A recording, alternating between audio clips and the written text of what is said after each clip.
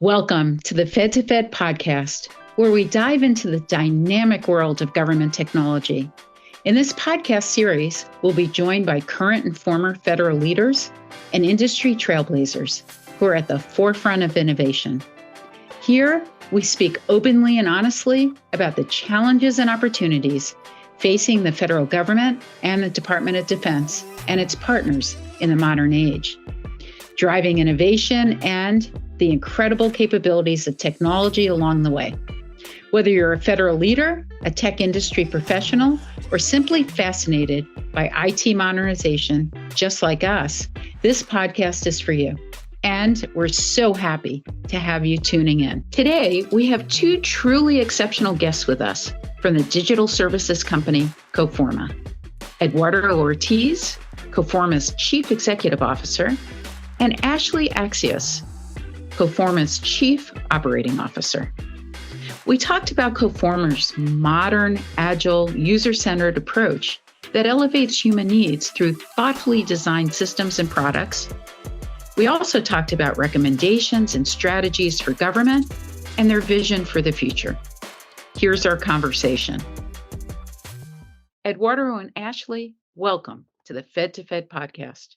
We're thrilled to have you here. I'd like to start with our first question and chat about Coforma's tagline, Impactful by Design. Tell us more about the tagline, your passion, your mission, and the focus you are driving on behalf of your organization. I love that question, primarily because it allows us to get into the definition of design. Design, as we define it and as we often speak to it, is about making decisions. And our tagline specifically addresses that by using lowercase design and saying we are impactful by design. We are impactful because we evaluate and we make the decisions that need to be made in order to make the change that we want to see in the world and in the spaces in which we interact. From the day that I launched the organization in 2017 and through its many evolutions, including Ashleigh joining in 2019 and then our rebranding to Coforma, we've been very intentional as to what it is that we do, how it is that we do it, and why do we do it, and in the spaces in which we do it. And that ultimately is what makes us who we are, as we attempt to be very thoughtful about the work that we do and the impact that we bring into the world.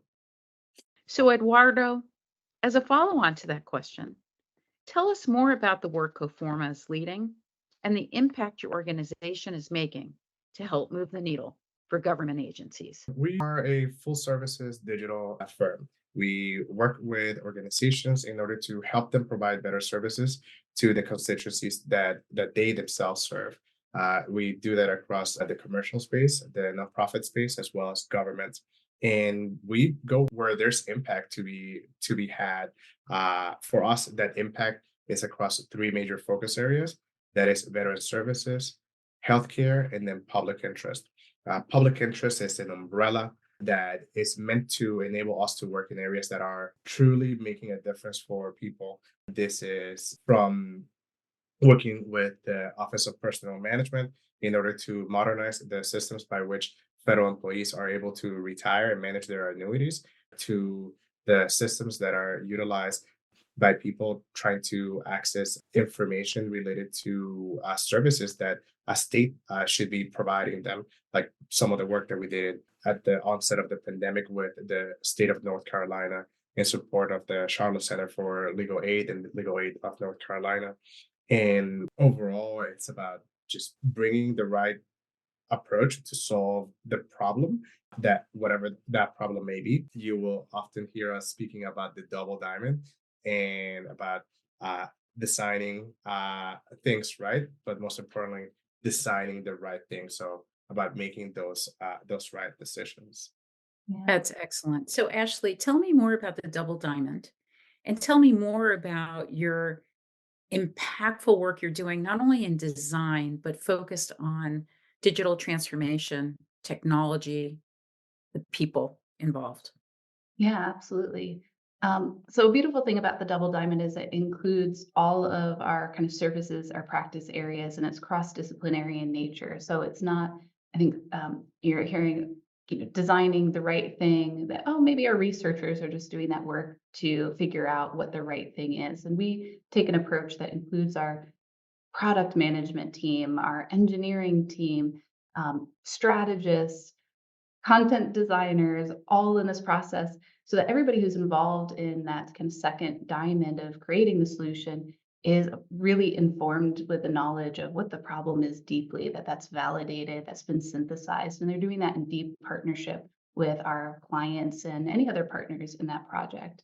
So it's critical to us when we're talking about innovation, especially the spaces that we work in, that we're working in deep partnership. Eduardo's done a great job embedding this even before we kind of rebranded to Coforma, then and partners had partnership in the brand name to make sure that we're able to embed deeply and not be, unfortunately, this happens fairly frequently, the type of throws something over the fence proposal consultant, right? That is the Beltway bandit, quote unquote, there that is kind of rampant across the DC area because that is not, in our belief, an effective way to make change and to make lasting technology changes, especially. It takes a deep understanding of the issues that are affecting the agency, administrators, and the people who are implementing the policies, as well as a deep understanding of the needs of the audiences who are being served by those products and technologies and the broader community. So that's a huge part of the approach that we take in working with others. And it, as you can probably hear in my answer, the technology part comes after. It's, people, process, technology. We focus on those human needs. We're really human centered in our approach. And that spans far beyond our design team. I'd be remiss if I didn't plug our new vision statement too. I think it just underlines some wonderful things that Eduardo's already stated and really helping emphasize what we're about as a company.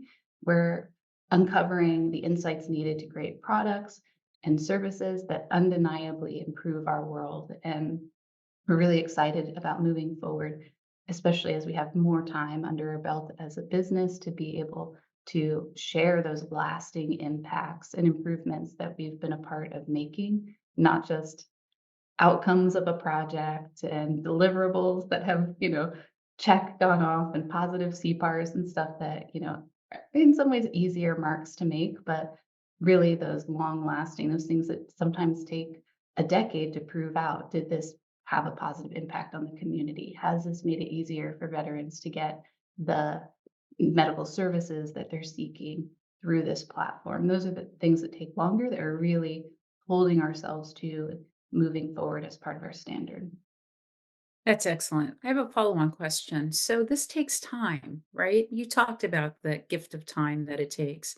Probably takes a lot of education. Most people want a quick fix. I just want to make it work. I just want to get this done.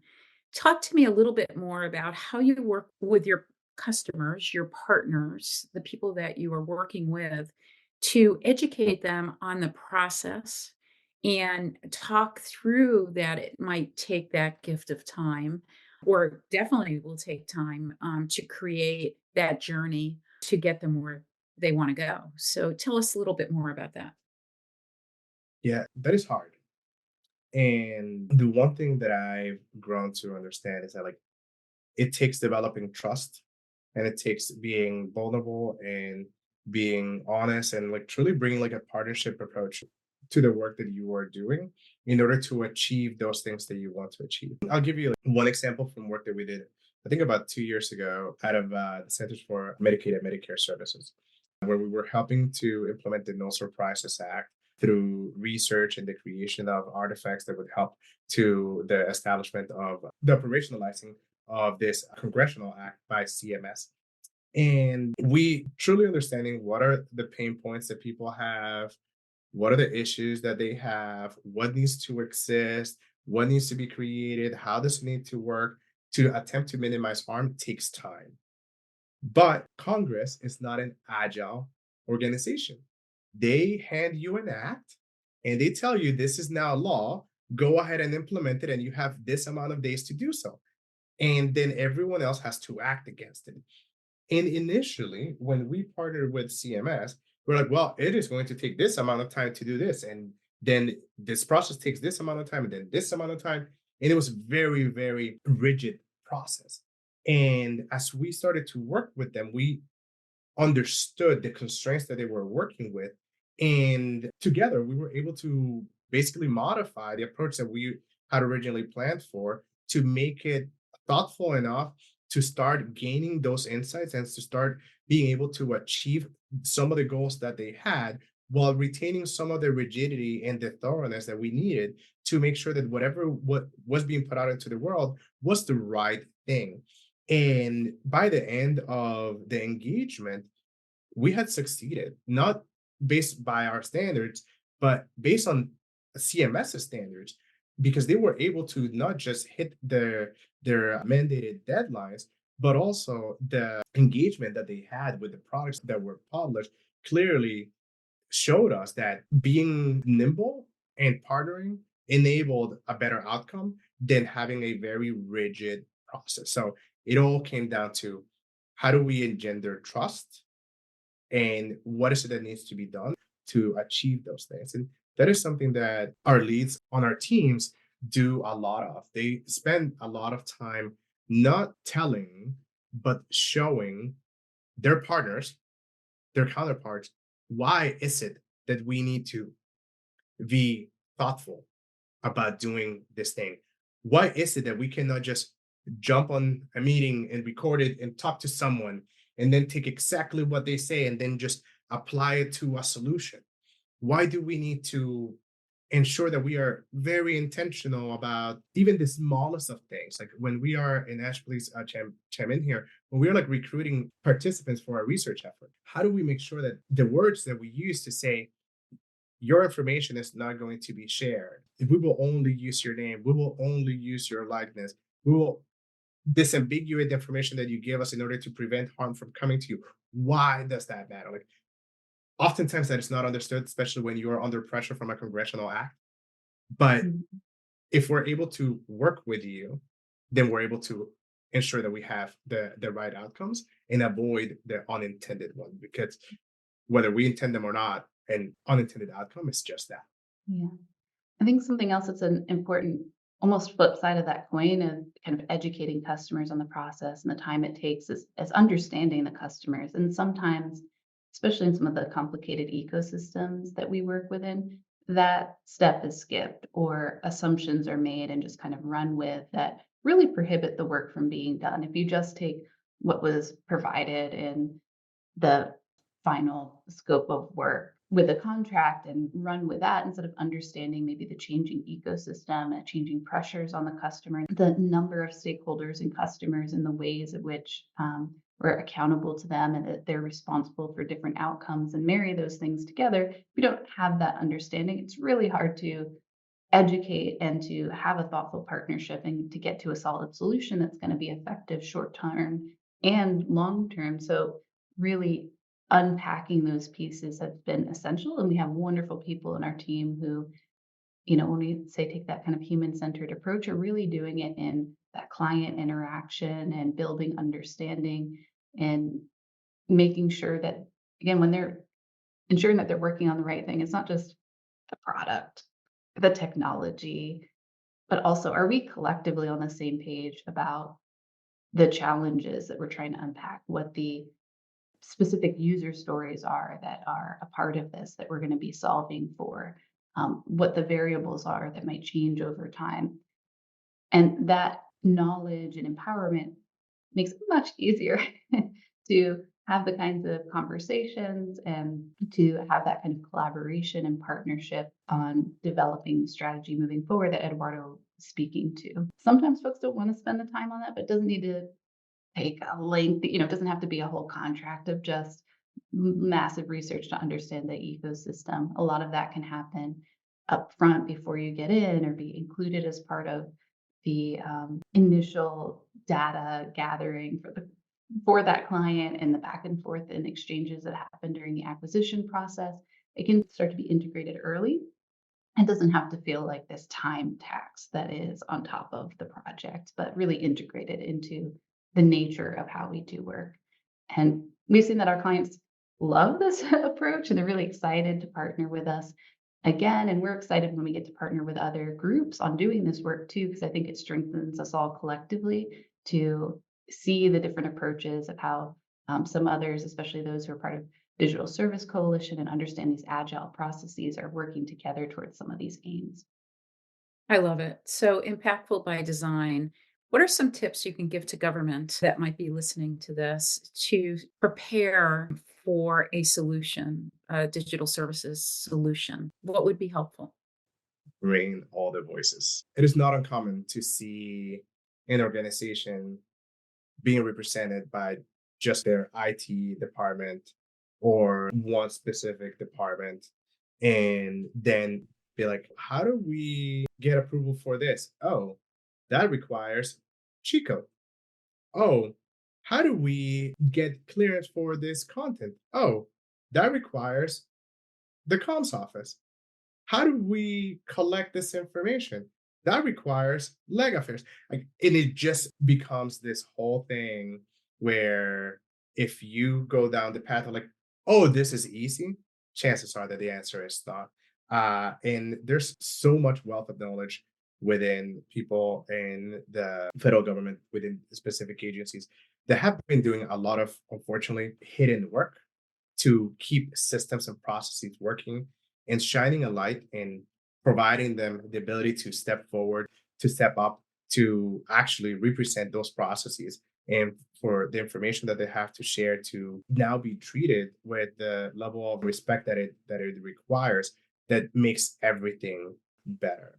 And so bringing in all the voices and being thoughtful about the time that it takes to achieve things, I think is probably one of the most critical things that I could tell anyone. It's just don't minimize the amount of work that it will take or the amount of people that it will take to achieve the kind of outcomes that you're looking for. Excellent. Well, it's a big ship to turn, isn't it, for a lot of these challenges to enable government to be able to connect with our citizens to move that needle. I think, we know what it's like to work in government. Both Eduardo and I worked within government ecosystem before. And I just want to thank and appreciate just how much complexity many of our clients and stakeholders are really working within and the pressures. It can be so thankless, especially working on complex technologies. Not everybody who is above them and kind of rank understands why their work is important. Hopefully that changes a little bit more over time and starts to be corrected. But I would encourage our partners and clients to really trust us with the things that are bothering them and keeping them up at night. We want to be able to help with these. The more knowledge we have on even the kind of personal strains, the easier it's going to be for us to work to collaborate on solutions. I think it also just not just telling us what they know, which is really helpful, and that's built into most procurement processes, but telling us what they don't know yet and want to know, those areas that are kind of open spaces that need to be explored, even if it's not the primary scope of a contract of agreement that we have. If we know that those are areas that they're looking to explore, sometimes we can artfully collect some of this data and insights and share it back and be a partner to them in filling those gaps so that they can more, effectively do their jobs. And we get really excited about those cherries on the top for our clients, but it takes trust and often takes time, as we've already talked a little bit about. That's awesome. So, what does success look like for Coforma? Where are you guys heading in the future? I think this is maybe a good time for our announcement piece. Yeah, I think success has a few different lenses to it. The first one is sustainability. We aim to be in the ecosystem and to cause and to be part of long lasting impact. So we are consistently looking at our structures and how we are able to pivot and address the needs of the organization as well as the work that we are doing to achieve those. To that end, starting on January 1st, Ashleigh moved from being our Chief Experience Officer to being our Chief Operation Officer. This is going to be a huge win for the overarching organization as it aligns as it enables us to align all of the work that we are doing behind one specific leader and achieve economies of scale and economies of capabilities as we continue to work with our partners to help them themselves deliver the type of impact that they are looking for. So that is the first lens of success for Coforma and for us. A second one is about continuing to have access to the organizations that we've been working with and that we are intent on working with, and helping them make the big transformational achievements that they have been planning for, helping to continue to reduce the burden that they themselves are attempting to reduce in the provisioning of services to the people that need them so that people are able to live better and dignified lives. That's what success looks like to me. That sounds great. Ashleigh, congratulations.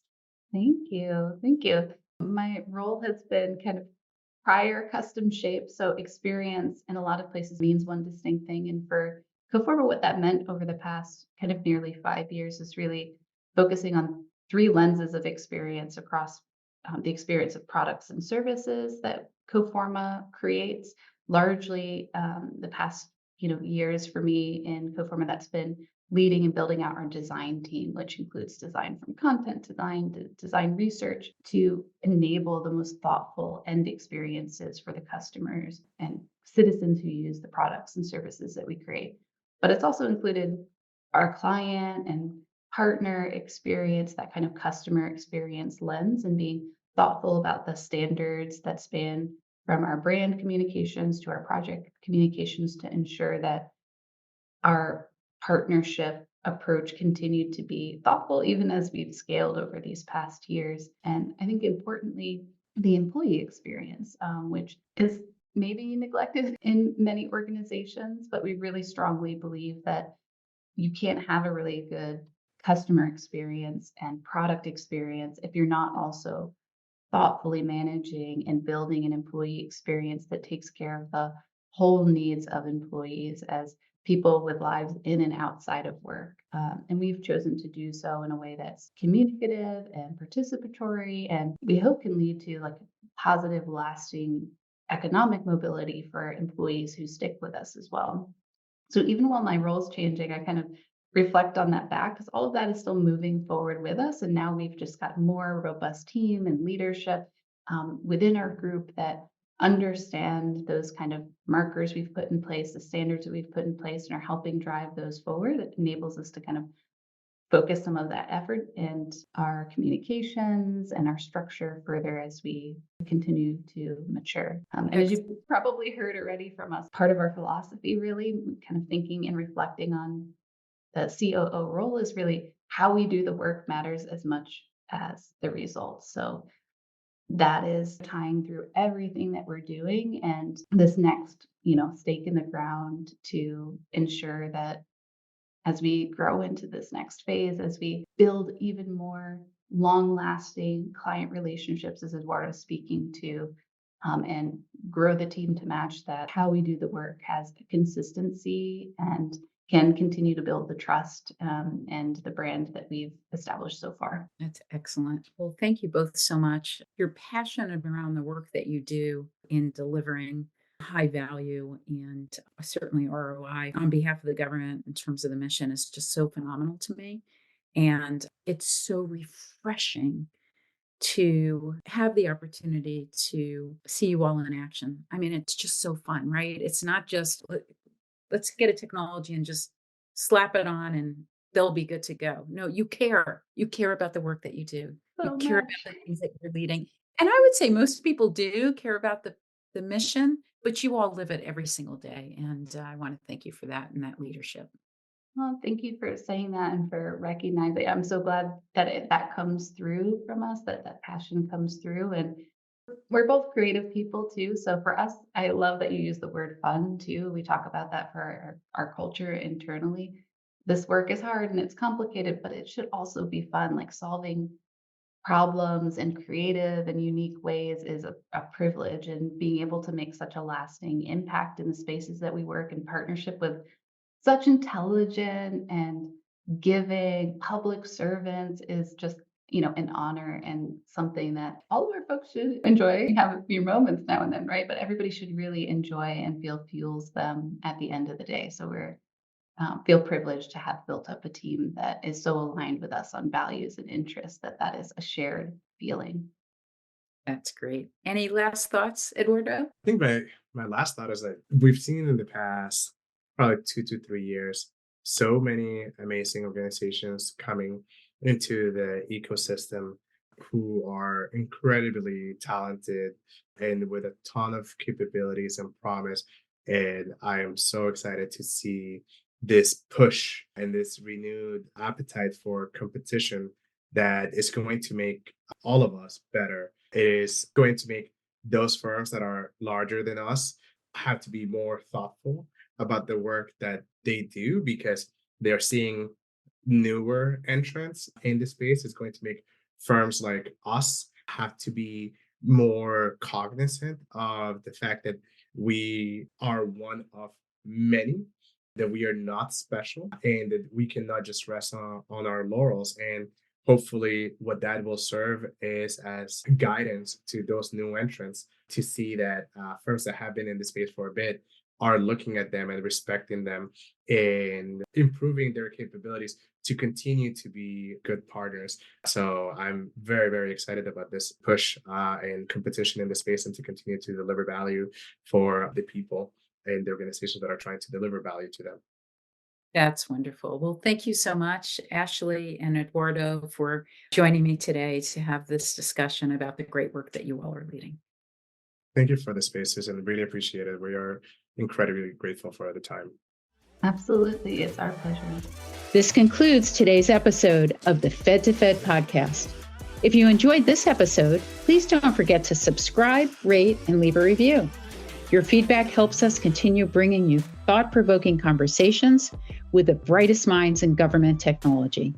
Stay tuned for our next episode, where we will continue to explore opportunities to harness the power of technology and explore what's next in developing a more innovative and efficient government. Until then, this is the Fed to Fed podcast by GovTech Connects. Thank you for joining us.